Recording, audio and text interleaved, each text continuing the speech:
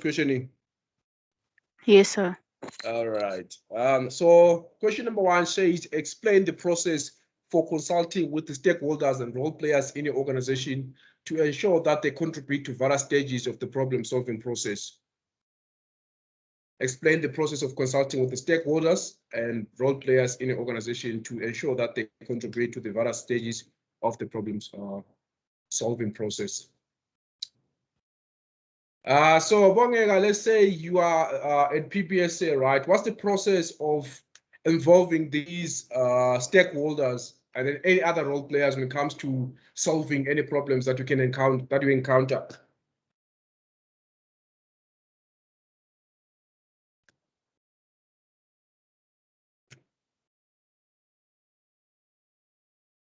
Bongega, do you want to share maybe the process that maybe you guys follow when you want to involve these stakeholders?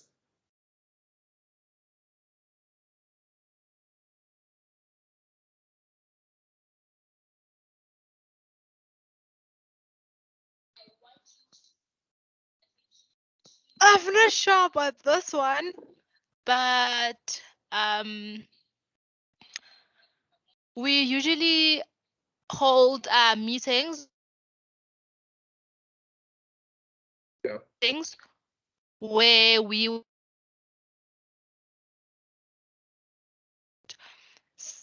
one of the directors where we go through all the issues that we've been dealing with from clients, whether it's software or just general issues. And then, yeah, we go about solving those issues with everyone in them. If something that would need development, then developer is there. If something that needs to be improved from support, then support is there. And then, yeah. All right. So in every solution that we come up with or any problem that we encounter as an organization, like there's a process or procedure that is out there for us to follow. Right? For example, on my side, if anything that has to do with training, if I encounter any problems that has to do with training, I have to go to the ETQA, which is the department that handles report or communicates directly with the client. So on my side, I communicate with them directly and then see how we can resolve any problem. If it's anything that has to do with the servers or technical errors within the organization, then I speak to Sylvester, then we try to come up with a solution as to what exactly do we need to do in order for us to be able to solve that specific problem. And then again, with this question, right, there are channels that everyone needs to follow, depending on with the organization that you are in. They will write down the policies or the procedure that you need to follow when it comes to reporting, right? Let's say, or escalating any issue, right? So I've seen most people, because maybe they might have a relationship with the CEO or they have a relationship with the manager. You see most of them, they bypass their manager, they then start going directly to the CEO and stuff like that, of which is something that is not right, right? So what we need to do is you have to follow the procedure that is being put down for us in terms of like, okay, who's higher than me or who do I report to, rather than me going straight to the CEO and trying to maybe tell him my problem. I'd rather go straight to the person that I report to, and then we take it from there and see, okay, what's the solution to the problem and stuff like that. Unless if like the problem now is higher than my manager, then my manager will bring in someone else who they report to, and then we all sit down and see, okay, how can we best resolve the situation or the problem at hand, right? So that's the process that we follow on my side.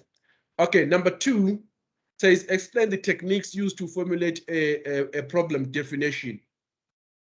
Okay, I don't like the way they ask this question here because it's a bit vague, right? It's not really clear as to what exactly they're asking for. But mainly when it comes to systems development or software development, right?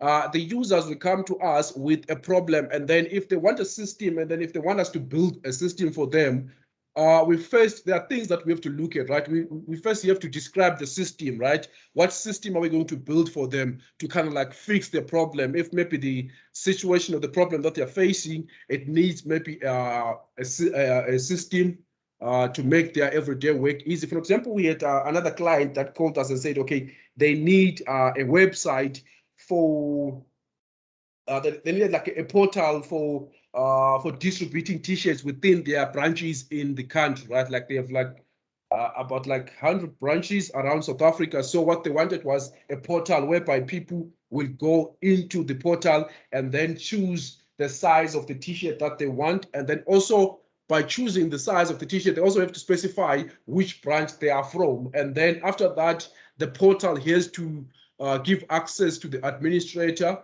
And then the administrator has to access that information maybe via the CSV file or maybe the Excel spreadsheet document, right? So we have a problem, right? And then we have to formulate, like we have to come up with a solution to this. But the only way we come up with a solution is to build a system. So the first things that we ask ourselves is, okay, what is the function of the system, right? So describe the system, right?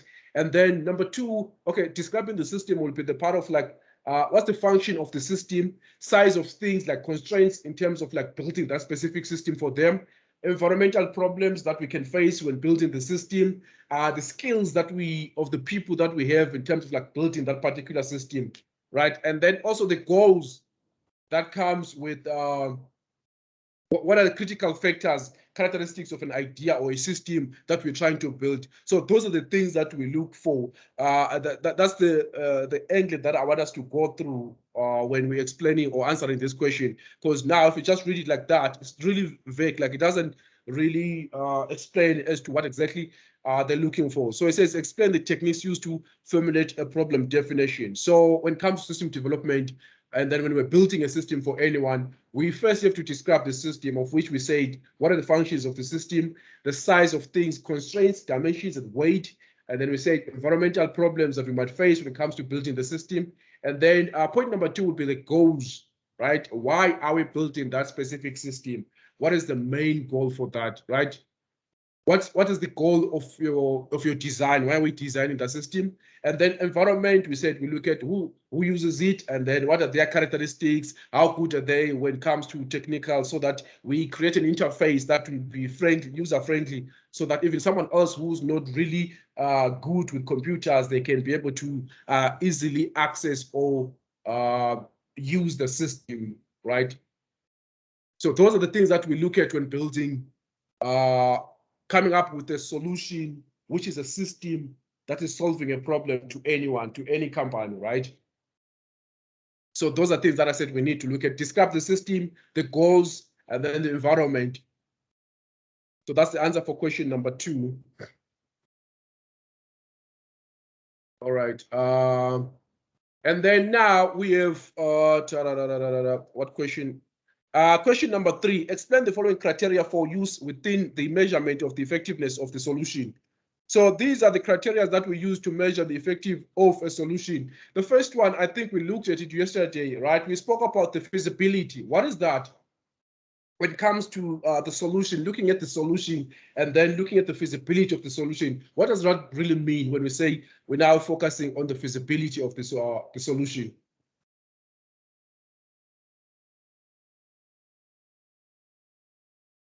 I think I explained this one yesterday. Gabriela? So you're looking at the time and the cost for the specific project. Right, exactly. Sometimes we might have yesterday we said you might have a solution to a problem, right? But now the thing is like the solution has to be given has to be implemented right now, or the system has to be given to the client now. So if the solution will take more time, we rather not go with that specific solution. We rather come up with other solutions, right? So we look at, when it comes to feasibility, we're looking at the time constraint, right? How long will it take us for us to implement this solution, right? And then we looked at the cost. We said feasibility. We're also looking at cost. How much is it going to cost us? Like, is it really going to benefit the company? Does does the benefit outweighs the cost, so that we can implement that specific solution that we came up with? So that's what feasibility is all about. Is it doable, right? Is it doable?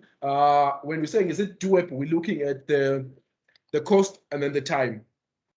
It might, when feasibility, there might be so many factors that come into play when looking at feasibility. But for this technical side of things, we are going to focus on the time constraint and then also on the cost, right?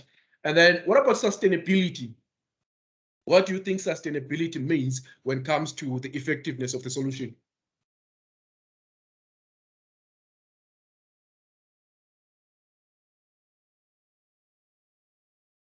What does sustainability mean? Anyone wants to try sustainability? What does it mean when it comes to the measurement of the effectiveness of the solution? So when we say sustainability, Yes, sir. yeah. Oh yes, sir. I think sustainability is all about a solution that can be developed so that it can last longer. Right. So when it comes to sustainability, we can talk about the solution being able to last long, or the solution us being able to maintain the solution so that it can last long.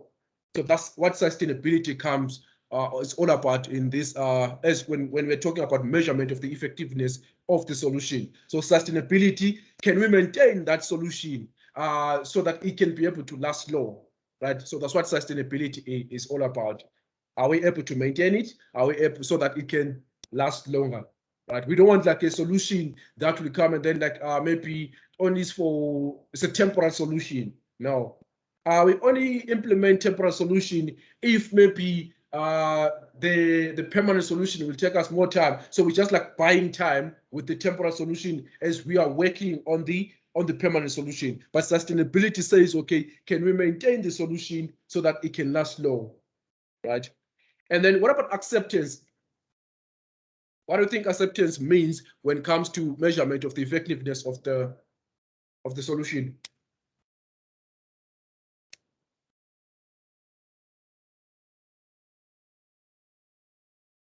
Anyone wants to try about acceptance? Like when it comes to solutions that we implement as the technical support or systems development, right? Most of the solutions that we give are for the users, right? So the users are the ones that are going to be, let's say, looking at the solution that we've implemented, and then is that solution something that the user is going to accept? Are they going to run with that solution that you you've implemented? So when it comes to acceptance, we're looking at the user accepting that solution that we've given them. Right? For example, we fix someone else's laptop, right? So the solution that we came with, is it something that the user will be happy with? Is it something that the user can run with and say, okay, I'm happy, now I can continue working? So that's the part of the acceptance, saying, looking at the solution that we're coming up with, are the users going to be happy with the solution? Are they going to accept that specific solution? Because there are some solutions that we come up with as the technical support department, but you find that, okay, it really doesn't work well with the users. The users, they end up finding another way of bypassing our solutions or our policies or our procedures, because the policies or procedures or the solution that we came up with, it kind of like slows them down, or it's a longer process, or it's not clear to them as to how are they supposed to conduct or do their everyday work. So acceptance is all about saying, okay, the users is really happy with the solution that we implemented. The users is happy with the policies that we came up with. If the user is not happy, most of the time what I've seen, the users, they usually find a way of bypassing the policies or the procedures that we come up with. If their solution or the policy, it doesn't really favor them, they always find a way of bypassing that. Right. So acceptance is saying, okay, the user is happy, or the solution that we're coming up with, it really helps the user in terms of like making sure that they're productive or they do their everyday work properly. So that's acceptance there. All right. What about return on investment? What do you think that means, return on investment?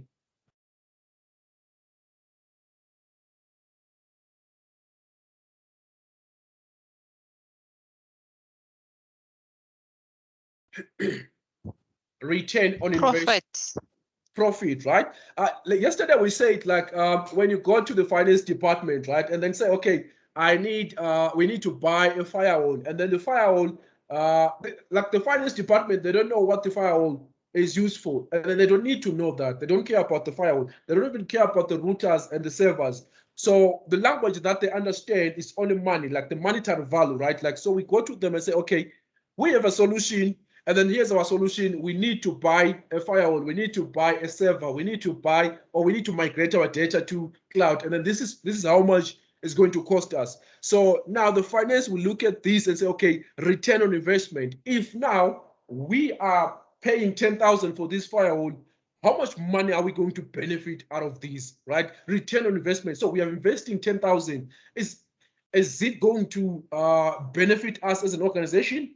So that they might not get the profits when it comes to them buying the firewall. But now the firewall, you find that the firewall can like protect the company from being hacked, which in the long run, if the company was going to be hacked, it might be affected in terms of like the company brain damage and things like that. So that's the language that they only understand. So you have to convert that or change that into a monetary value. Tell them to, okay, this is how the firewall is going to help them. Without that part, return on investment, benefit, what to call return on investment, they won't give you any money. They won't invest on that. So they need to know how is the product going to help them. All right, and then alignment to role of strategy. What do you think that is when it comes to measurement of the effectiveness of the solution? Alignment to role of strategy. What is that? What are we really talking about when we're saying, okay, the solution aligns to the role of the strategy?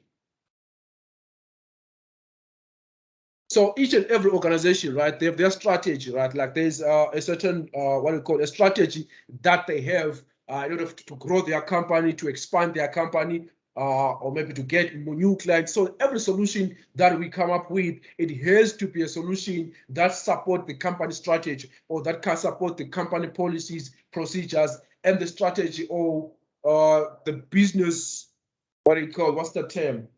Okay, it must be a solution that really supports the business strategy, the goal of the organization, where the company is going.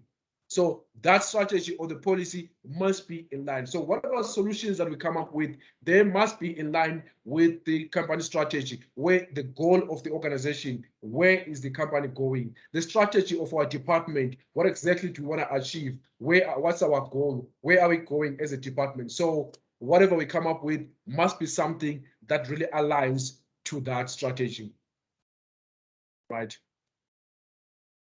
All right, like yesterday, we looked at different solutions, right? And then we said we can change the time frame in terms of like delivering products. And then we said, okay, that was solution number 3, right? We said we can change the time frames. Someone said, okay, instead of telling the clients that we will deliver within 24 hours, why can't we switch to saying 48 hours? We must find that, okay, maybe their marketing, the company marketing strategy was that every delivery must take 24 hours, right? So any solution that we come up with, it must align to that goal of the organization, or to that goal of the organization. So we mustn't deviate. Even though we're coming up with solutions, they must really try to align to the strategy or the goal of the organization. So we can't change now to say, okay, 48 hours. If the goal or the strategy of the organization says, okay, our marketing strategy is to say it's 24 hours deliver, right? So that means we can't we can't change that. We must come up with other solutions that will support that main goal, right? So that's what basically it means by alignment to role of strategy. So the solution that we're coming up with, it aligns with the organizational strategy or departmental strategy and meets the company goals, right? I hope that makes sense, right? So that's question number 3. Any questions before I move to the next unit standard? Hello, sir. Yeah. Jesus Christ, network. There, I can hear you. Miner, like, can I disconnect for a few minutes? I'm going to our local community hall to ngizamconnecta lapho kwi-Wi-Fi ngoba i-internet yami like angikwazi kahle, like uyakhuluma ijeme, like you understand. All right, no problem. Cool. Okay, sharp, sir. All right, moving to unit standard 4920, participate in groups. I know, guys, online it might be frustrating, right? We're going back to face-to-face classes. I'm not sure when, but must be maybe by Friday. So you guys have to come in and submit all your assignments, and then okay, we're gonna talk about that. Okay, I don't know, maybe tomorrow.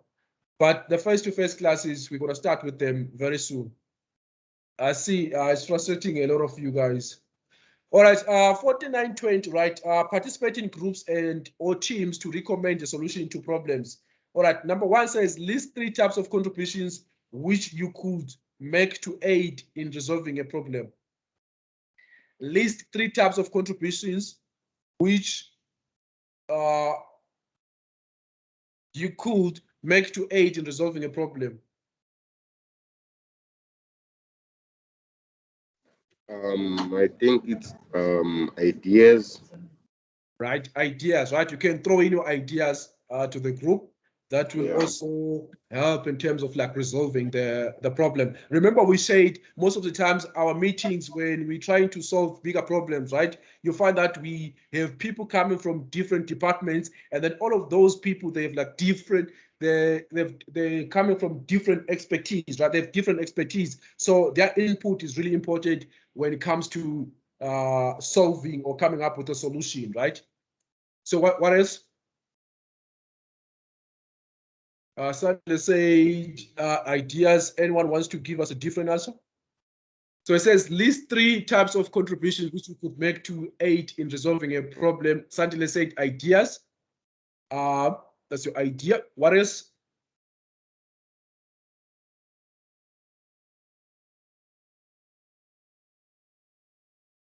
Anyone wants to try? What about let's say recommendations?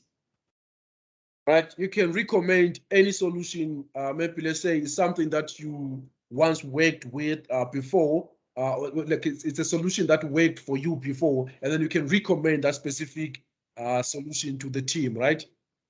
So you can also talk about recommendations, right? What else can we add? So, excuse me. So I'm not sure if suggestions is the same as recommendations. Yeah, like it can be part of that, suggestion, recommendations, maybe opinions, input, information, all of those things, right? So that's what you can add, so that you can that's what you can contribute to a team, so that we can come up with a solution.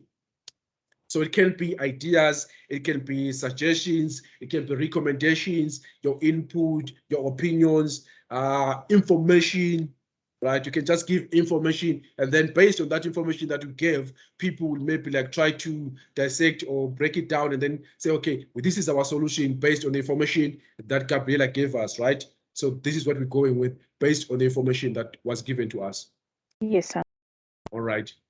So those are all the answers that you can throw in there for question number 1. All right. Number 2, discuss each of the following decision-making processes which could be used to decide on a particular solution to a given problem. So number 1 says decision-making matrices. Sandile, what's your answer to this one? So it's a question says, discuss each of the following decision-making processes which could be used to decide on a particular solution to a given problem.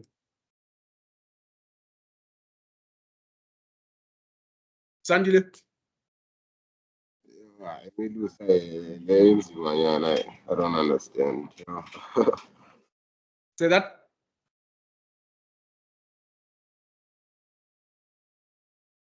All right, anyone with an answer for this?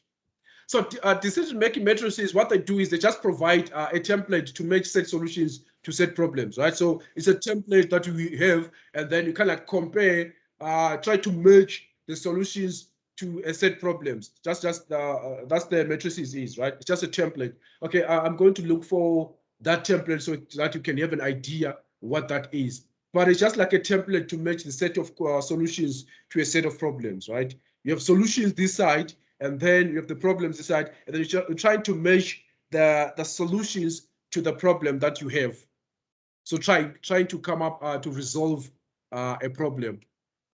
So for example, let's say people throw in a lot of ideas, and then you're checking those ideas, like what we did yesterday, right? So we had so many ideas, that means that we make using what we call the decision-making matrices, right? So we're throwing so many ideas, and then we had a problem on the side, which was the late delivery, and then we took all of the solutions, and then we compared them to the problem that we had, and then we tried to pick the best solution out of all of the solutions that we came up with, right? And then we said, okay, out of all the solutions that we have, which one really aligns to the organizational strategy, right? And then we chose the one out. And also we looked at things like saying, okay, the cost, right? Which one is more cheaper? Which one is more faster for us to implement, right?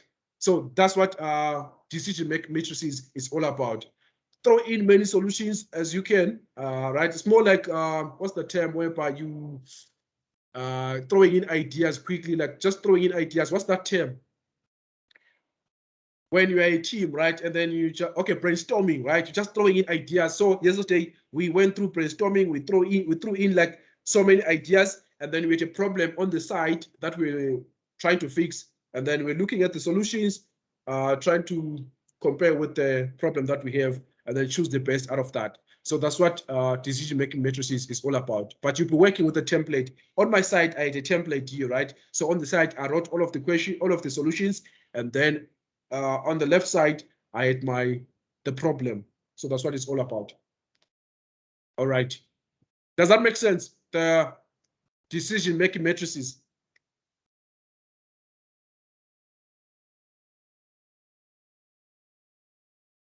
I hope it does. If you guys are quite like this, it means Yes. All right. Yes, we do get it. Okay, thank you. All right. Yes, So the second one is nominal group technique. What do you think that is all about when it comes to decision making? Nominal group technique. I think it's where like the staff gets to vote for like in order to be done, and yeah, the other word for what I'm saying is like majority rules of votes. Am I right? Yeah, you're right. So it's all about, like you said, vote, right? I couldn't hear you clearly on my side, but I heard you saying as well by the team members have to vote, right? Yeah. Yeah, so all of the team members have to vote, and then, for example, yesterday we had like four, let's say, we had how many? Four solutions, right? And then we all had like Bongega went for solution number one. Gabriela gave us a solution, and then after that she went for a different solution number one or number two. So now let's say we want to come to agreement in terms of like which solution do we have to do we have to implement? Which solution do we have to go with? Let's say we have like two strong solutions. But now the other team or the other members in the team, they are going or they're choosing a different one. So now when I come to an agreement as to which one are we going with, because we have two strong solutions. So now we can all vote for a best solution, and then the best solution, if it wins, then we go with that one. We implement that specific solution. So we will throw in many ideas as we can, and then after that, we kind of like filter out the solutions until we are left with the best solutions, which maybe might be left with two or three, and then the majority has to vote now to say, okay, which solution is best, which one are we implementing, and then we go with that specific solution. So that's what nominal group technique is all about, right?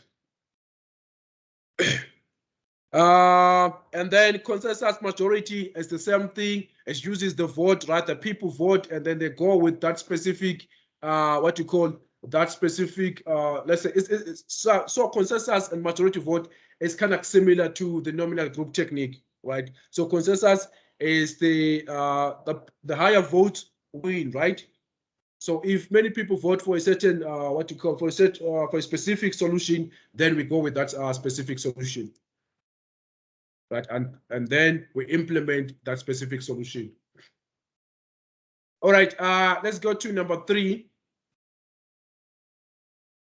Number 3, explain the importance of the following when making contribution in the group. Comply with group or team decision.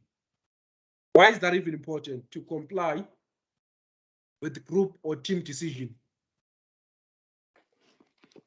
Oh, yes, sir. I think it builds trust between the team members. Sorry, Blessing, come again. I couldn't hear you. I think it builds trust within the team. All right, thank you so much. It builds trust within the team members, right? So it like kind of like encourages other people to also give their ideas or their opinions or their recommendation, so that because if we go ahead with their ideas, we go ahead with their decision, or we agree with the decision that was taken, as Blessing is saying, that it kind of give confidence to the team members that, okay, their ideas really matter. It is important, then we go with that. But we don't only go with ideas just because we want to encourage people to vote. No, we go with their ideas, or we comply just because their ideas are really strong and the decision is really really the one that will maybe be a success in terms of like coming up with the solution and implementing it, right? So it is important to adhere to the group's choices and to implement them accordingly. This ensures the group achieve their objectives by following the group's decision made, right? And then Blessing said it is important because it builds trust between the team members. What about sharing responsibility for group team problems? For team problems. Why is that important? Sharing responsibility.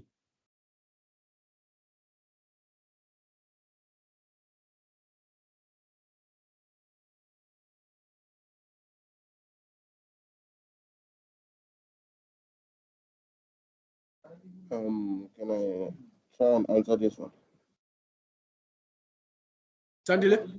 Yeah, I think sharing responsibility for group is it's because like you being part of the group, and whatever you have have to suggest is like responsible to the group also.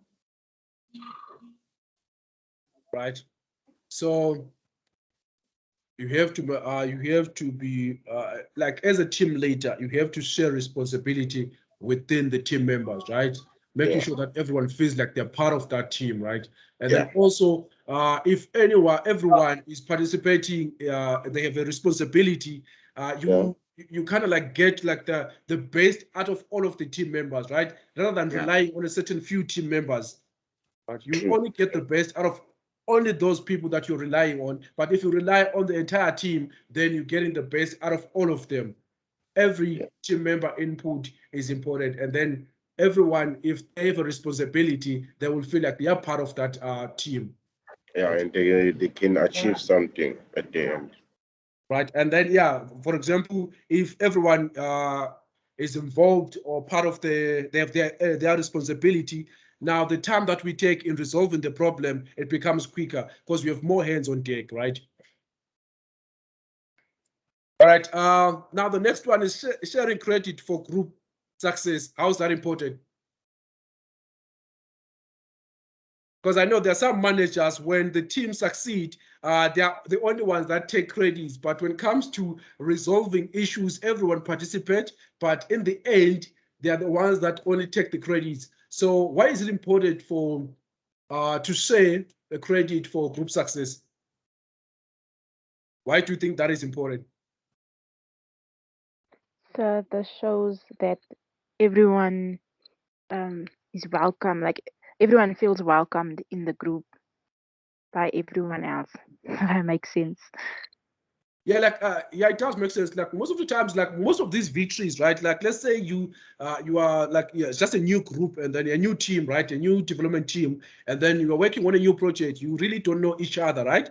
But you work on a project and then the project becomes a success. You know, what I've realized with working in teams like that, once a project is a success, once a client is happy with the project that you're working on, it kind of like after that success, right? It builds relationship between the team. Now you become like one, like now you kind of like rely on each other more because you know, okay, as when you're working as a team, there is so much that you can achieve as a team, unlike when you're just working alone. So that success in the end, it kind of like builds relationship, it builds like strong bond within the team. But if the manager is the only one who takes like credits, it kind of like most of the times it destroys the team, right? You find that now people don't want to bring in their input in the next project. They don't add no recommendations, no opinions, no information. Like the people that just saying, okay, since you're the one who always takes the credits, why don't you like come up with all of the solutions? So if we don't give credit to the entire team, it will affect our next project. But if this credit is given to the entire team members, then in the end, everyone, my point was that everyone will feel like, okay, they are really part of this team, and then it builds a relationship between the team members. Yeah, Gabriele, you were saying something? So can I add? Yeah. I also think this also builds confidence in each and every person. Yeah. Every small win within a team, right? Like it builds confidence, it builds relationships, and then you know that when you're taking on the next project, everyone now trusts everyone, right? You know, okay, that our last project, so we did 1, 2, 3, and then our project was a success. So if you all now come together, then we build trust, and then we build strong relationships within the team, right? Okay, moving along, question number 4. Explain the importance of performing the following duties during the group functions. Why is it distributing meeting papers? Why is that important to distribute meeting papers? So distributing will make everyone feel like they're part of the meeting and they understand what the minutes are of the meeting. Right. Bongega? Thank you, Gabriela. Bongega, you want to say something? Nope. All right. So distributing meeting papers, right? It might be manuals, right? So when you're distributing papers in a team or in a meeting, then you find that, okay, whatever papers that you're distributing might be manuals or it might be documents that have information about what the meeting is all about. So everyone, before the meeting starts, or everyone knows what the meeting is all about, or they have an idea what the project is all about. So that is important. It kind of like brings other members to the party, knowing, okay, what exactly the meeting is all about, what exactly is the project all about. So these papers that they're talking about, distributing meeting papers, it might be the manuals about the project that we're about to embark into, and then, or it might be the manuals about a system that we're going to work on, or manual meeting papers about what the meeting is all about, the agenda, right? And then, why is it important to take minutes in a meeting? Why is it even important for us to take minutes with in meetings?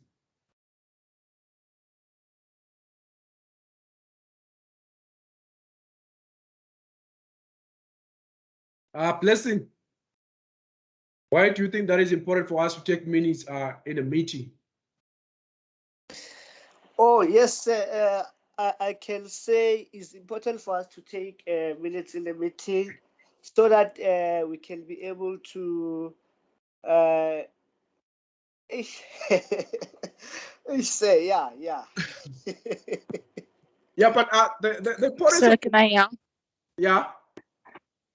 So the importance of taking minutes in the meeting is that whoever was absent in the meeting can follow up what was spoken about within the meeting.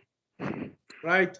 It really helped the people that didn't manage to attend the meeting, right? You just send them the minutes to, okay, this is exactly what was discussed during the meeting, right? So they can go through that and note, okay, what exactly maybe is expected of them, or what are the main things that were discussed within the meeting. And then also the minutes, sometimes we can use them to refer to what was discussed maybe a year ago within that specific meeting. So yeah, like, cause some companies keep the minutes for about maybe a year, and then you can refer to those minutes to say, okay, what exactly was discussed there? Because also when you want to note, okay, which task was assigned to who, you find that it was discussed in a meeting that a certain task was allocated to Blessing, right? So now I can go back to that minutes meeting and then see, okay, who was the task allocated to? And then when was the deadline? So the minutes meeting, they contain all that information, the meeting, the deadlines, and then also the task, who was it allocated to? And then what exactly were they supposed to do? Were they given the resources to accomplish that specific? So the minutes will have all that information. So we can use the minutes to refer to find out some of the things that maybe someone else didn't do, and then we can go to that meeting and the minutes, and then be able to tell, okay, what's supposed to do what and when, and then when. Oh, yeah. Yes, sir. Yeah. And I think they're also useful to know what agreements were made during the meeting. Come again? I think they are also useful to know what agreements were made in the meeting or during the meeting. Yes, sir. Yeah. So agreements that were made during the meeting, and also can be used to refer, like if you want to go back and check, okay, what exactly was discussed back then in that meeting or previous meeting, you can use the minutes meeting. And then for those that didn't attend, they can use the minutes meeting to note, okay, what exactly was discussed. So that's the use of the minutes, right? And then how important is timekeeping when it comes to meetings? Meetings or team functions or group functions, timekeeping.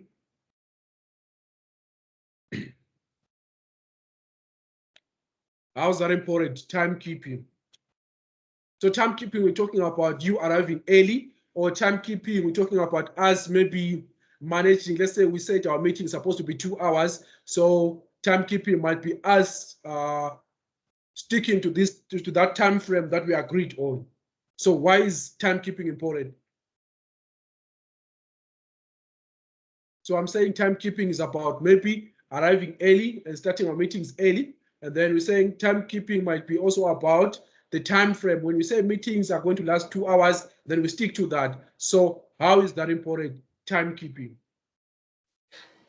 So that the group can be on track.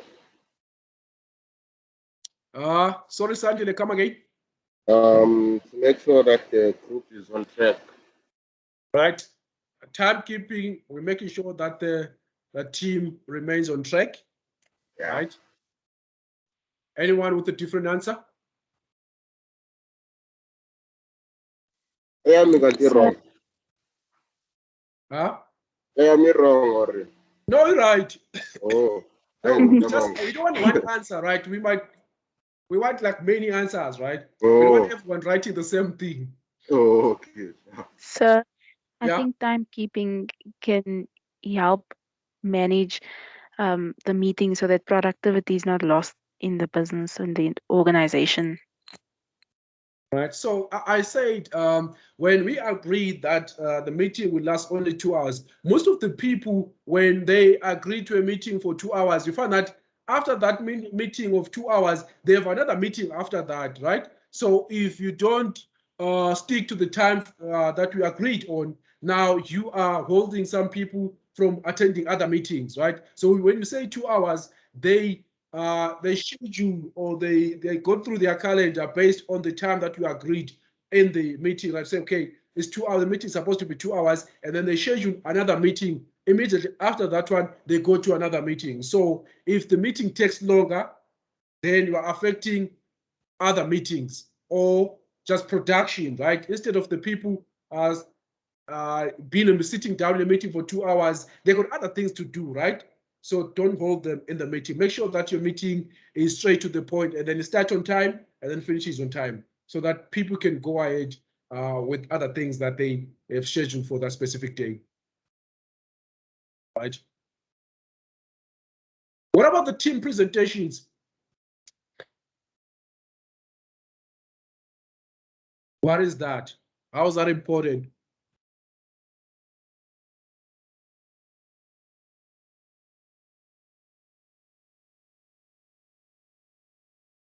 Team presentations?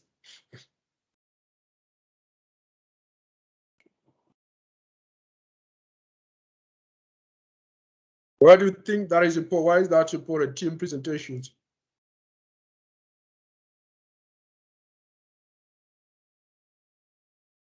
So this is the part whereby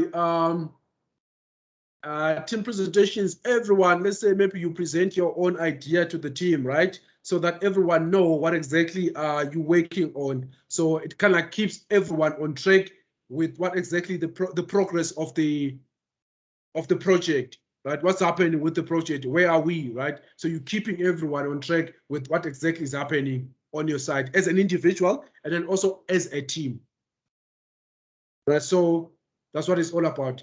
To ensure that all the team members are on track with the progress, requirements, duties of a team as a whole and as an individual. So when we do some presentation, right? So Gabriela will tell us, okay, what exactly are they? What exactly is she working on? And then what's the progress of what the task that was given to him, right?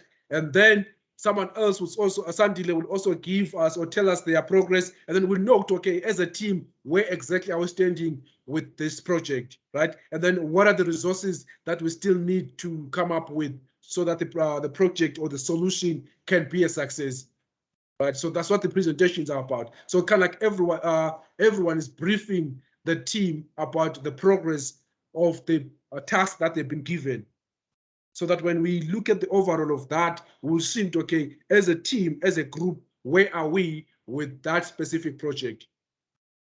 Does that make sense? Yes. All right, so that's it Yes, with the team presentation. Like it's like individuals briefing each other about where are they with the task that has been allocated to them, right? So you're keeping everyone on track with what exactly is happening within the team. All right, that was team presentations. And then 4919, resolve computer user problems. Okay, number one says, explain the importance of accurately analyzing the information received in the support request from the user in order to identify the problem.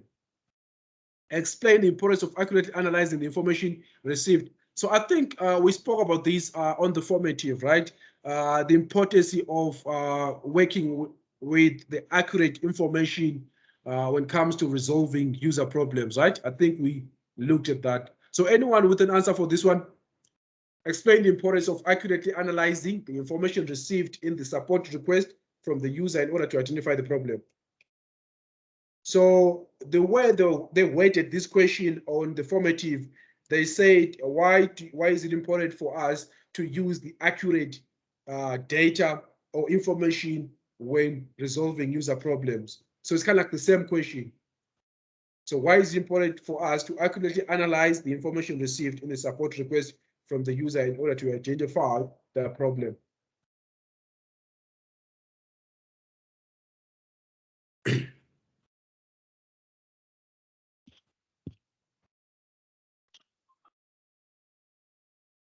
Anyone wants to answer that?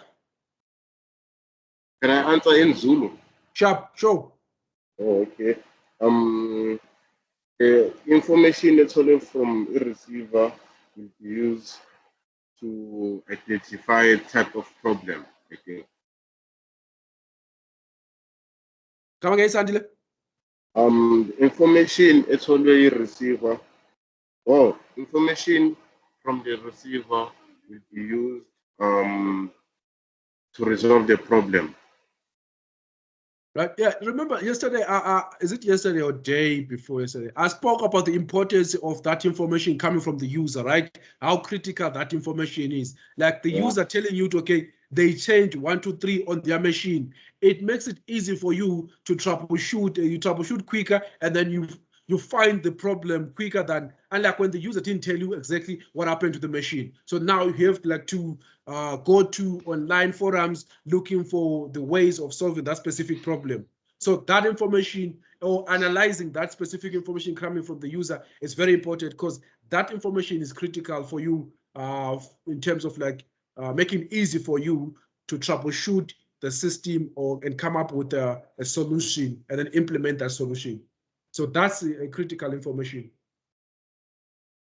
All right, so question number 2, explain the importance of assigning a realistic time frame for the user problem in line with organizational standards and requirements.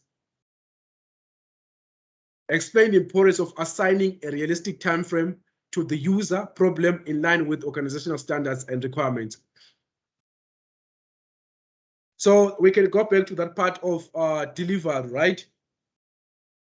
If we tell the user that we can deliver the products within 24 hours, whilst we know that the resources that we have, really, we can't be able to, we can't meet up with the we can't meet up the promises that we're making to the user. So well, the question says, okay, why do you think it's important for you to come up with a realistic time frame for the user?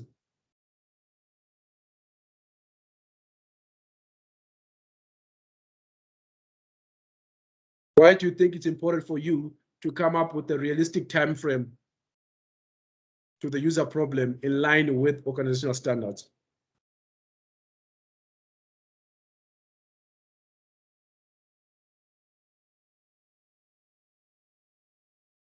Okay, let me give you an example, right? So I told you yesterday that I used to work for a company that used to fix phones, right? So when a client comes to us and then tell us, okay, they want us to fix their phone, right? And then we say the scheduling department will assign or give them a time frame as to when are we going to be done with that specific project, with that phones that they're giving us, right? And then also the scheduling department, the time frame that they're giving the time frame also looking at the lab technicians that are available at that time, right? And then also looking at the amount of phones that needs to be fixed. And then also the problems that the phones are experiencing, how long is it going to take us? So now if we don't meet up the deadline, then the client now on their side, they would have also promised their clients that they are going to deliver their phones at a certain day. Right? So if us now, as the lab technician, don't meet up to the deadlines that we gave the client, now our client will have problems with their clients also. So in the end, on our side, we'll end up losing clients because our client, they're also losing what? Their clients. So it's a chain. So if it is important for us to say, okay, if we know, okay, this thing will take us 4 days, right? We know, okay, there might be some of the factors that come into play in terms of like us not managing to finish or complete the project on time. So we add maybe at least a day so that if we don't finish in the 4 days that we promised the client, we still have a day to finish that, right? So that we meet the deadline. So that's why that's what we call the realistic time frame. Right? So if something goes wrong, then we still have another day to work on that project or to complete the project so that you deliver on time. So give the client a realistic time frame so that the client you won't lose client as an organization, right? So this is important to ensure that there will be enough time allocated to deal with and to effectively resolve the problem according to the prescribed procedures which should be followed, right? So it's very important to follow or to come up with the realistic timeframes. Okay, question number 3.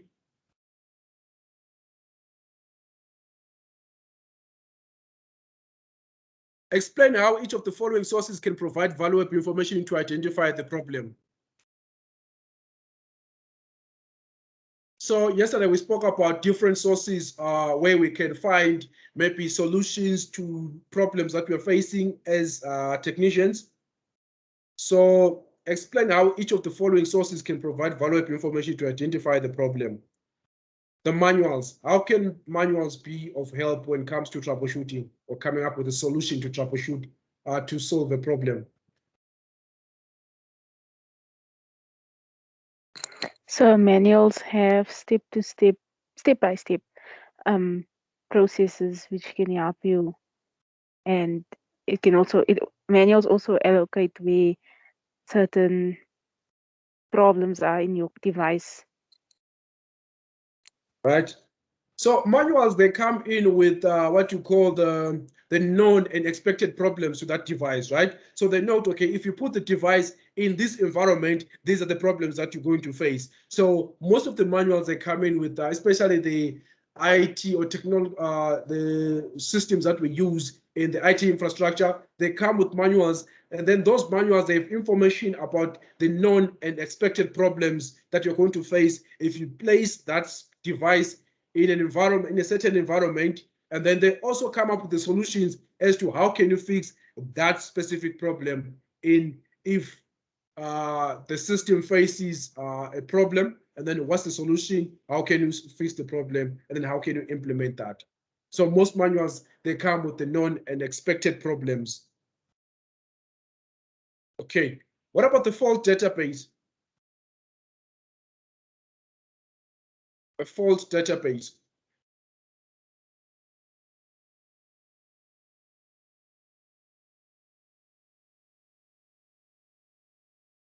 So the fault database is similar to the documentation that we have in-house, right?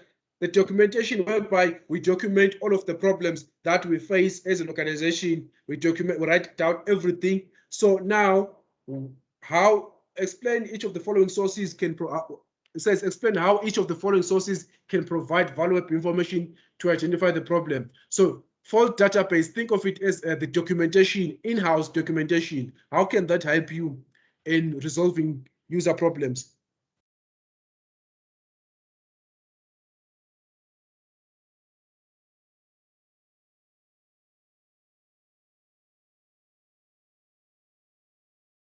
The in-house documentation, how can that help you? Tavino.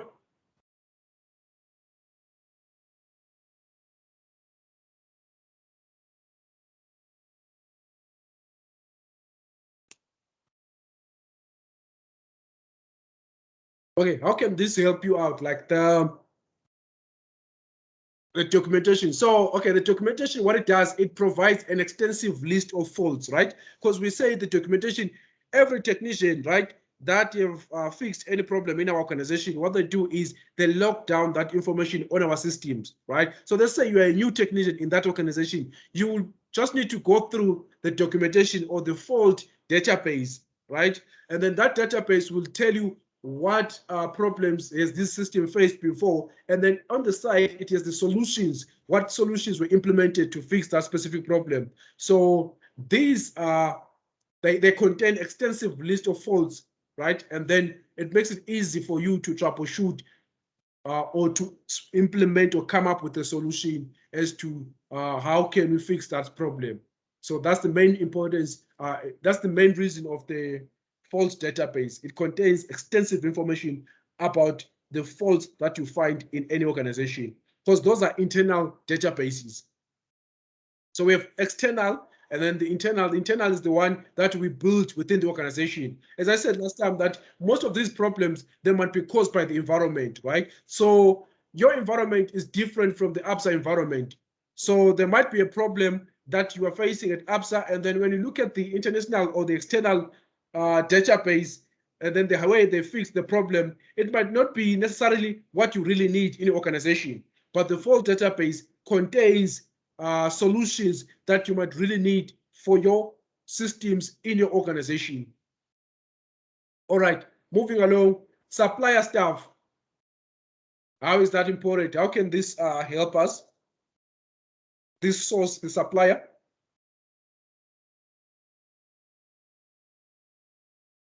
I'm sorry, what was the question again? I didn't quite get you right. The supplier staff, right? We're on question number 3. So when question number 3, we say, okay, explain how each of the following sources can provide valuable information to identify the problem. The supplier staff. So the supplier staff, right? These are the people, for example, let's say we are using Cisco devices, right? And then most of the times, most companies, we don't communicate directly with the vendors, right? We communicate with what we call the suppliers. The suppliers are the ones that are in communication with the vendors. So the supplier might have training or might have been trained by Cisco in how to fix all of these problems. So if we're facing any problem as advanced assessment, we talk to our supplier and they say, okay, the system is behaving this way. Then how are we supposed to fix the problem? Because they've received the training from their vendor, and then they will also maybe train us or show us how to fix that particular problem. So the supplier staff, once you communicate with them, they will tell you exactly what's the problem with the system and then how to fix the problem, right? So moving along, the technical staff, the technical support staff, how can they be of help?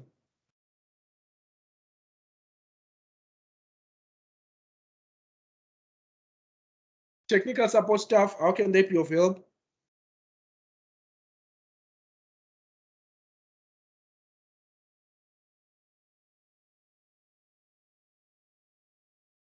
So technical support staff has all the expertise dealing with your device, like you said, Cisco or your laptop, whatever it is.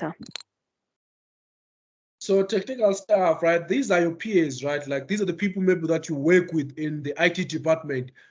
Some of them, you find that okay, they've been with the company for longer than you, right? So they know the environment. They know what might cause the system to behave in a certain way, right? So if you communicate with those people, it will make your troubleshooting easier. So technical staff, it's your peers, right? The people that you're working with is in your organization.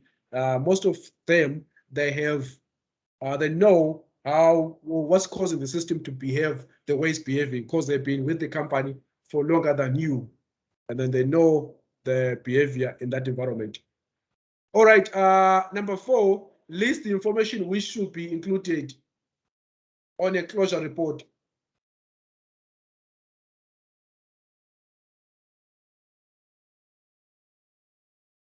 So a closure report, this is whereby you have implemented a solution, right? You're just closing the query, right? So that closure report or the documentation must come up with, must have what we call the resolution of each problem to the user, right? What exactly did you do to resolve the problem?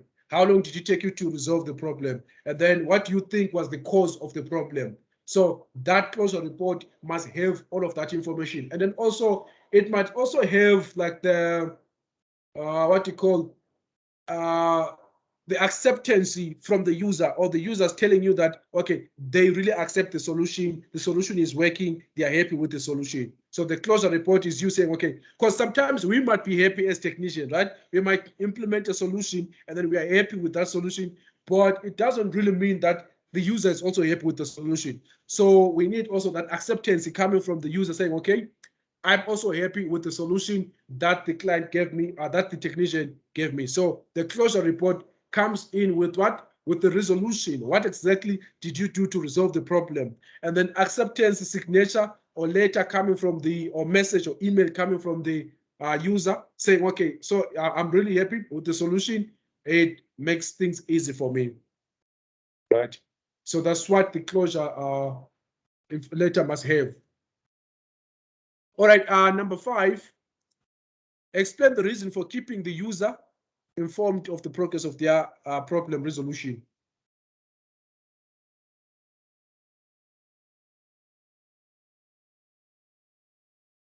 Explain the reason for keeping the user informed of the progress of their problem.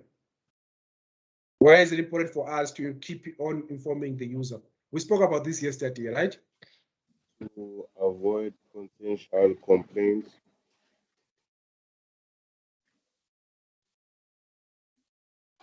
Sandra, let me check my computer here. I'm not sure if it's because I hardly hear you. Come again, Sandra, you say? To avoid what's this? To avoid potential complaints.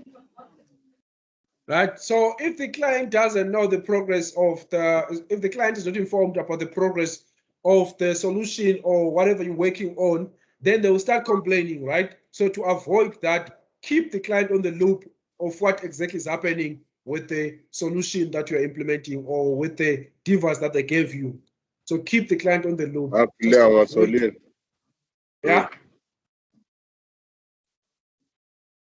No, bengakhulumi. All right. So try by all means to make sure that you keep the client on the loop as to what exactly is happening, just to avoid the potential complaints arising from delays which the user is not informed of. All right, 4938, resolve technical computer problems. Explain how the troubleshooting process assists one to identify or resolve technical problems.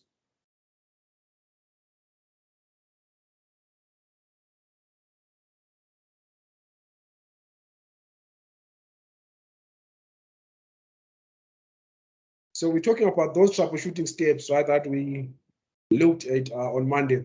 Explain how the troubleshooting process assists one to identify or resolve technical problems.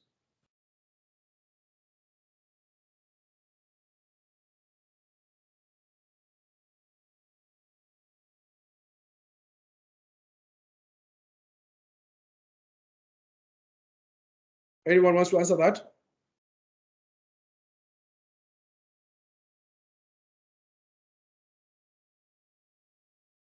So, okay, what it does is explain how the troubleshooting process assists one to identify or resolve technical problems. So that troubleshooting steps, right, from step number 1 to step number 7, right? So it helps you to stick to prescribed procedures, right? We said procedures that have been prescribed by your organization. So if you follow those troubleshooting steps, it helps you to stick to the procedures that have been prescribed by your organization, of which in the end, you are protecting yourself and also protecting the organization, right? So troubleshooting process enables a person to follow specific prescribed procedures to identify potential causes for a specific problem according to best practices of organizational requirements. So if you stick to troubleshooting process or troubleshooting steps, you are kind of like following the procedures that have been prescribed by the organization as to how you conduct troubleshooting.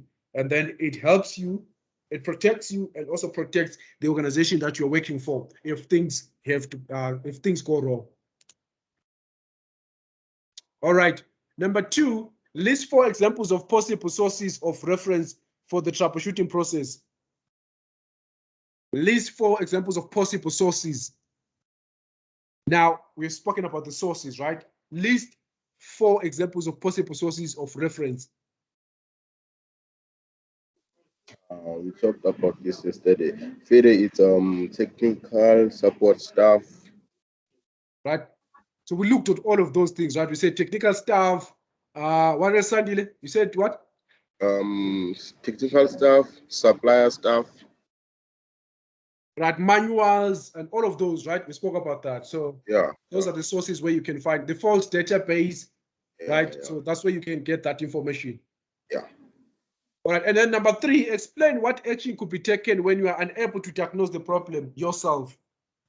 Yeah, I think we spoke about this on Monday, that we said, okay, you've exhausted all of your solutions. What step now do you have to take now? Escalate. Escalate, right? So call in someone else who has more experience than you. So you escalate the problem. Once you've exhausted all of the solutions, then we escalate just to save time, right? And then number 4, explain what 2 types of information factors which is normally required to determine the viability of a suggested solution. Explain what 2 types of information factors which is normally required to determine the viability of a suggested solution. Yeah, you remember, I think we just spoke about this now when we were looking at we said we give a list of solutions, and then we have a problem on the side, we have a list of solutions, and then, so what's the name of that technique? Explain what 2 types of technique, explain what 2 types of information factors which is normally required to determine the viability of a suggested solution. Okay, let's not look at that. Let's look at in a different angle now. Explain 2 factors, what 2 types of information factors which is normally required to determine the viability of a suggested solution. Now we're going back to that part of feasibility, right? What were the 2 things that we looked at when we were talking about feasibility? What were the 2 important factors? Time. So we said time. What else? Cost. Cost, right? So those are the 2 factors when it comes to feasibility that we spoke about and said, okay, we have to look at the cost, right? How much does it cost us to implement this solution? And then we looked at the time.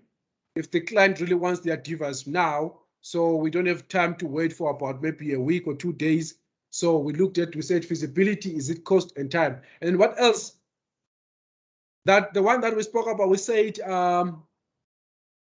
the finance department is interested in?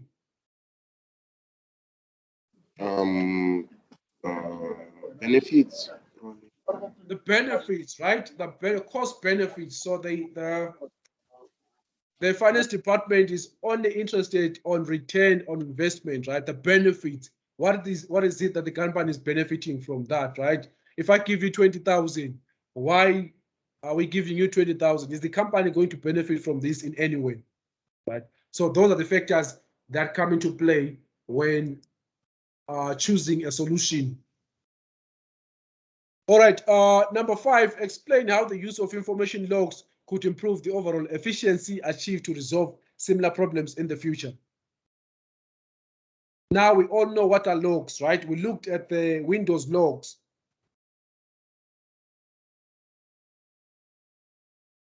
So the question says, explain how the use of information logs could improve the overall efficiency achieved to resolve similar problems in the future. So you can refer back to those logs and then you can work on your problem. Right. So let's say the user is angry at you, right? Like they don't want to tell you what really happened with the computer, right? So you can just go through the logs. The logs keeps like the accurate record of what happened, what was happening within the machine, right? So the logs keep track of all the events that are happening within the machine. So if the user is not really giving you enough information, you can go through the logs and see what changes were made to the system. So Windows has what we call the event viewer. So you can view the events of what exactly transpired or what exactly happened before the system started malfunctioning. So your second option, when the user doesn't want to give you enough information, is the logs, of which it increases the time, it shortens the time that you take when troubleshooting or fixing that specific problem. Right. Okay, that's it. So now we're moving along to the assignments, right? Assignment, computer research project. Conduct research and gather information regarding different types of computing technology available to address the following, the function of consumer service provision by organization. Identify 3 different technologies available within the industry and follow the next steps to complete your research. So now this is how I want us to answer this, right? I want us to focus on this part, the objective. Identify 3 different technologies available within the industry and follow the next steps. So I want us to identify the 3 latest technologies that are used, that are available now within the IT industry, right? And then gather information about that specific technology, and then analyze your findings to compile a report based on your research conducted, which include the identified factors which your research is addressing. Okay, let me see if I have an example of this assignment somewhere. All right, let me do this.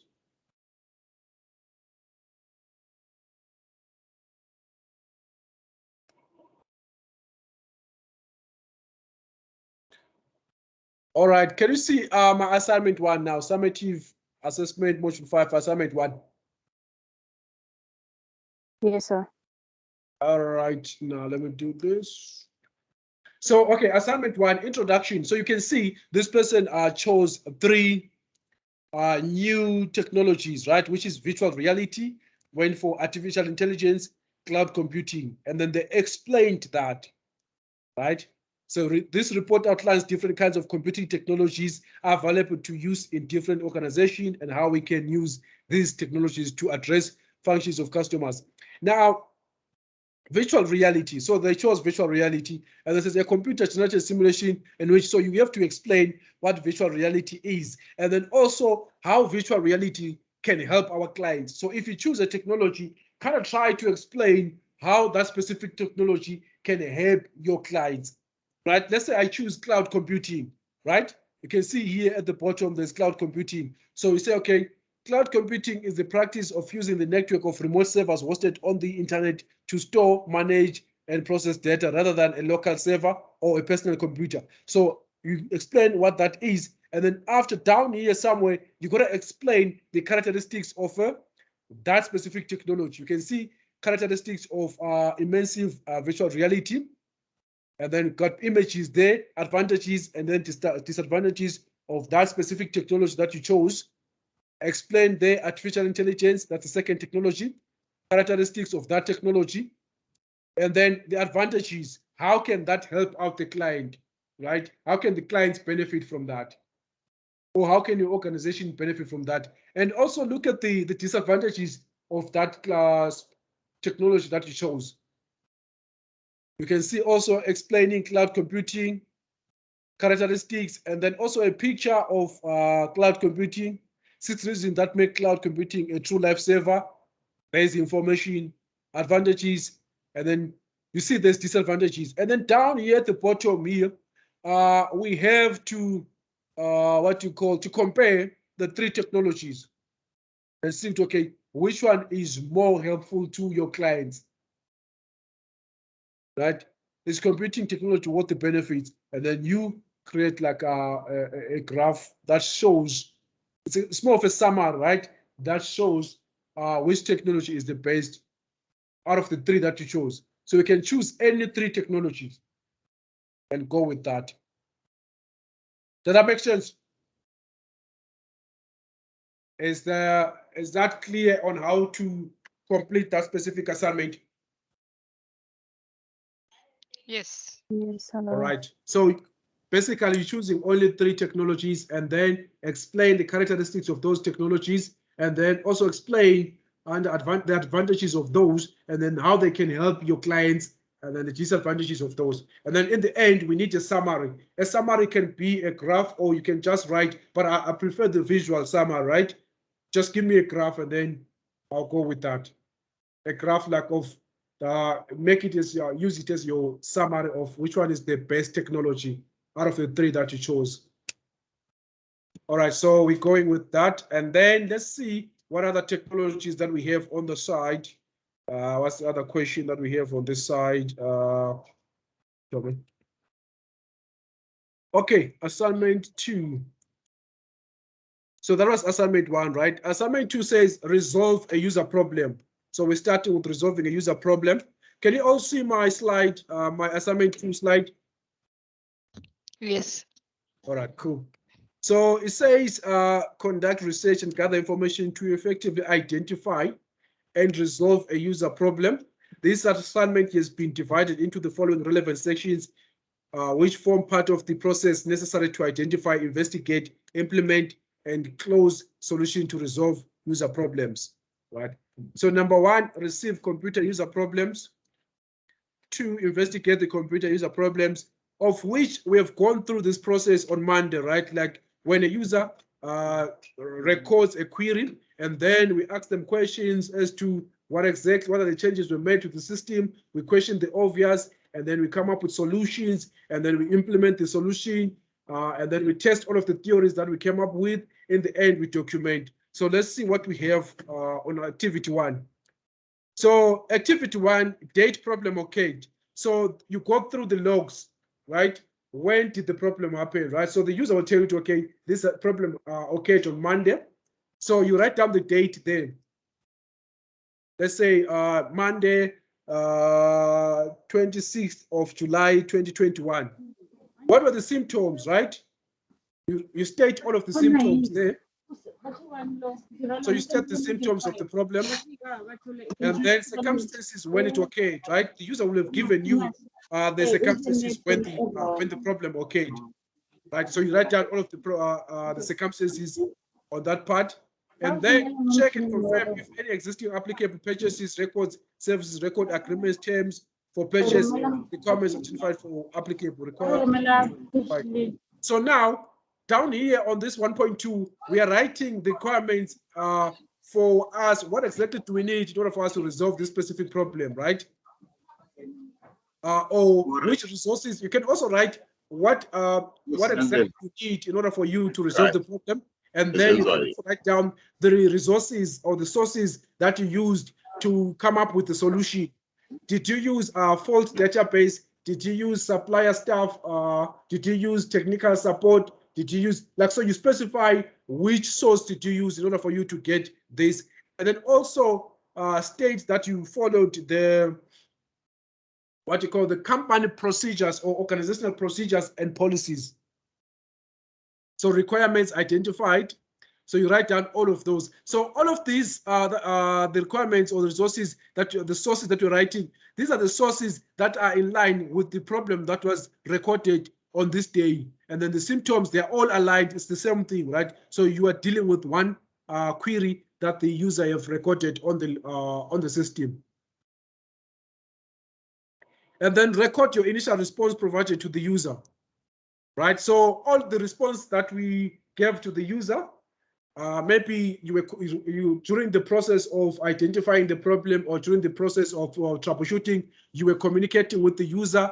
You communicated with the user. You told them when are you going to be able to finish the resolve the problem, and then you ask them all of the questions, and then you tell us, okay, you were professional when you were asking the user some question, and then you were sympathetic. You didn't blame the user. You kind of like ask the questions about the system, not like kind of blaming the user per se, right? So all that information, you record what really transpired when you were doing this. So you simulate, right? Some of you have never maybe solved a technical problems, but we can like simulate based on the information that we've been going through from Monday. So come up with a problem, a query, and then you have to write down how you respond to that specific query, and then how you interact with the client, how you interact with the users, right? And then down here, estimated time, you're going to write down based on the problem that we have at the top there, right? You estimate the time to, okay, how long do you think this will take? And then also specify that let's say you say 4 days, right? And then you say, okay, I said 4 days because I know, okay, things might go wrong. So I know I'll be done within 3 days, but I gave myself like maybe another day so that if I don't receive the equipment from the suppliers on time, then I still have another day to be able to meet my deadlines. So estimated time, you talk about all of those things, right? Okay, my estimated time is 1 week, right? I'm saying 1 week because the suppliers might disappoint me, or some of the things that I need, things might go wrong, right? So I have 5 days because I know, okay, I'll be done with this thing in 3 days, but I'm just leaving a gap, like what you call the, what's the term? I forgot the term, man. Okay, it's fine. So for the estimated time, right? And then estimated cost. Especially if the solution requires you to buy a new equipment or a new, a new hardware, then you estimate the cost. If your solution doesn't require you to buy anything, then you state there, okay, my solution, I don't have to buy anything, right? It's just maybe us changing the processes in our organization. It will make things easy for the client or for the user. Then you specify there. But if you're buying a new hardware, then you kind of have to estimate the cost of that hardware that you're going to buy to replace the old one. Okay, activity 2, investigate computer user problems. So on activity 2, we are testing your investigation skills, right? Explain how to resource above was used as part of your investigation to the problem. So on this part, we are just testing your investigative skills, right? So investigate fault database. If you used fault database, you can specify what fault database is and then how fault database helps you. So what I want you guys to do is you choose one that you used. Maybe if you used all of them, you talk about all of them, right? And then if you chose one, if you used one fault database to resolve a user problem, you explain what fault database is, and then you explain that you used it, and then also explain what are these. Even though you used one, also try to explain what supplier staff is and then technical support staff is, and then how can it help other technicians. The supplier staff, how can they help other technicians? The technical support staff, how can they help other technicians? So you have to explain all of that information, even though you chose one, even though you used only one source. So if you used all of the sources, then perfect, you're going to explain all of the sources. If you used any one of the sources, then you explain that source and then also explain to me what are these other sources are. Right down here on this part. And then down here we have we are still testing your investigative skills. Says explain how each technique above was used as part of your investigation to the problem. So now you are explaining that one technique, that one specific technique that you used. If you used all of them, you explain all of those techniques. So at the top here, what you can do is maybe you can, if you used only one technique, you can explain all of them, all of these techniques, right? And then just highlight that you used fault database. And then down here, you explain how fault database was of help to you when you're investigating that specific problem. So you write that one. So down here, you only write the ones that the source that you used. Right? There's no need for you to explain all of them. You just explain. If you used all of them, then you have to explain all of them. If you used one, just stick to the one and then tell me, okay, how did that one help you out when you were answering this or when you're investigating? All right, and then list the symptoms of the problem as identified as part of investigation. Record your findings below. And then on this part, what I want you guys to do is explain how you record your findings as an organization. Which type of system do you use? Do you use a system, an online system, or you use paper to record all of this? And then you specify, you also explain how that system helps you out as a technician, and also how it helps out other technicians, right? All right. So that was 2.3 still investigating, and then 2.4 initial progress report. Compose an initial progress containing a summary of your findings, including the final solution which will be implemented. So right down here, I just want you to write down maybe the solutions, all of the solutions, all of the what you call the theories that you think are the one that causes the system to fail, right? And then also at the end, you're going to write your final solution or your final the solution that you are going to implement. So that's what you do at the bottom here, right? On 2.4, compose an initial progress containing a summary of your findings, including the final solution which will be implemented to resolve the user problem. Ensure that your report is distributed in any required third party. Include an acknowledgement of their receipt here as part of your assignment.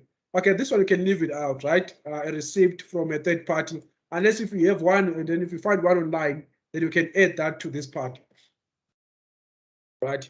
So basically what you're doing here, you're writing down the solutions that you have, like the theories that you came up with, and then you also write down the solution that you're implementing, right? And then as activity 3, implement a solution to computer user problems. Now, we have investigated at the top there, right? Now on activity 3, we are implementing now. So down here on this part, we said we have many solutions, right? And then you specify which one you highlight the one that you're going to choose on this part. And then down here, which one are you implementing? Primary solution. Here's your primary solution, right? You write it down. And then your other solutions, if this one doesn't work, it's a contingency plan, right? If this solution doesn't work, then here's my other one. So all of the solutions that you've come up with, if it's 5, you write all of the 5. So primary solution is the one that you think you are going to start with, or the one that you think is the main reason, or is the main one that is going to solve the problem. That's the primary one. And then the secondary, they all go there. So primary solution is at the top, and then the secondary solution at the bottom here. And then the time frame for repairs, again, you specify the time frame. And then the workshop schedules, yesterday I spoke about the workshop schedules for the labs that I was working for. And the deadline, you also write down the workshop schedules. And then down here, you explain how important it is to minimize the disruption to the user. Right? The user has given you their computer, and then you have to specify or explain how important it is for us to minimize the disruption to the user. So you have to explain. So when you are saying, okay, my time frame is 2 minutes, or my time frame is 20 minutes or 30 minutes, down here, you're going to explain, okay, my time frame is 30 minutes because I'm trying by all means to minimize the disruption to the user, because this person is working for finance department and then she's busy working on project 1, 2, 3. So I need to give them back their laptop so that they can carry on with the task at hand, right? And then 3.2, monitoring the progress. Provide a detailed explanation. How will you monitor progress of the implemented solution? So how are you going to monitor that? Are you going to stand there, watch the user use their computer, or do you have other tools that you use to monitor systems, right? These days we have so many online tools that we can use to monitor systems. So before the system even fails or the system starts failing, the system gives us information or gives us feedback about what exactly is happening within the system, like the event viewer, right? So you're going to explain how are you monitoring the system, and then how long are you going to monitor the system. All right, assignment 3, resolving a technical problem, right? So troubleshooting problems, what do we need here? Says make use of the reported symptoms, hardware or software to perform the required troubleshooting procedure, record the instructions which you followed as relevant to the problem from the various sources. Reported symptoms. So this is what the user is telling you, right? Reference manuals, and then you explain what is reference manual. So this is similar to what we've done at the top there, where applicable, right? So you only explain this where applicable if you used any of these. So you write down the reported symptoms, and then the source you choose, you explain under the one source that you used. If you use fault database, you only explain that, and then you leave the others blank, because at the top you have already explained what are these used for. So you choose the one that is applicable to this now, the new problem that we have now here. So on activity 1, it might be a new problem from the one that we were working on at the top there, right? So you report the symptoms, write down the symptoms, and then you choose the source that you are going to use, and then explain why, and then just leave the others out. And then estimated time again for this new problem, estimated cost for this new problem, implement a solution, primary solution for this new problem, secondary solution for this new problem. So we have 2 problems, you can see, but whatever we have here is similar to the steps that we followed on the solution number 1. So it's the same here, you're doing the same thing, monitoring. What tools are you going to monitor? How are you going to monitor the log? And then that will be it for module 5. Any questions before I close?